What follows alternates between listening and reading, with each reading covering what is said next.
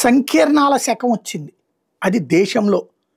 At the same time సంకీర్ణాల శకం నుంచి ఏక పార్టీ శకం మళ్ళీ భారతీయ జనతా పార్టీ తెచ్చుకుంది. సింగల్గా 2 సార్లు గెలిచింది. మళ్ళీ మొన్నటిసారి సంకీర్ణ శకం అయింది 240 సీట్ల వల్ల.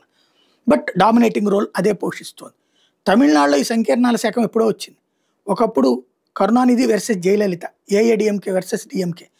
ఆ తర్వాత కాలంలో డిఎండికే అని, పిఎంకే అని ఇట్లాగా కులాల వారీగా పార్టీలు పుట్టి ఆ కులపు ఓట్లు మాత్రం వాళ్ళకి పడుతూ ఉండటంతో వాళ్ళని కలుపుకుని వెళ్ళక తప్పలేదు. అట్లాగే డిఎంకే కూటమి, ఏఐడిఎంకే కూటమి ఉంది.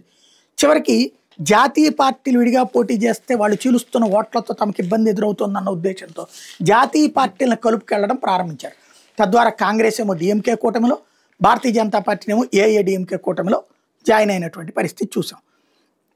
ఆ తర్వాత మళ్ళీ బీజేపీ ఏఐడిఎంకే నుంచి బయటకు వచ్చింది. మళ్ళీ మొన్నటిసారి కలవటం కూడా చూసాం. ఇదంతా ఇప్పుడు ఎందుకు చెప్పాల్సి వస్తుందంటే, ఇప్పుడు ఏదైతే తాజాగా పెట్టినటువంటి పార్టీ టీవీకే, తమిళగా వెట్రి కజగం అని పెట్టినటువంటి విజయ్ ఒంటరిగా పోటీ చేస్తాను, వీళ్ళందరినీ తొదముట్టించేస్తాను, మొత్తం తమిళనాడు ప్రజలు మార్పు కోరుకుంటున్నారు అన్నాడు. తీరా చూస్తే ఈయనే మారక తప్పదనేటువంటి పరిస్థితి వచ్చింది. ఇప్పుడు నిన్న వాళ్ళ పార్టీ మీటింగ్ పెట్టి కూటమిలో అయితేనే బెటరు, ఆ కూటమిలో ఎవరెవరిని చేర్చుకోవాలి అన్నది విజయ్కి వదిలేస్తున్నాం.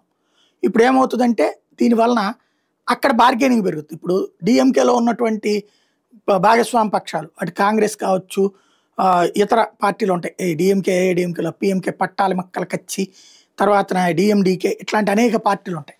వీళ్ళోటి ఏఐడిఎంకేలో ఉండేటటువంటి భాగస్వామి పక్షాలు, డిఎంకేలో ఉండేటువంటి భాగస్వామి పక్షాలు ఇప్పుడు విజయ్ని అడ్డుపెట్టి బేరం ఆడతారు, మాకు ఎక్కువ సీట్లు కావాలని.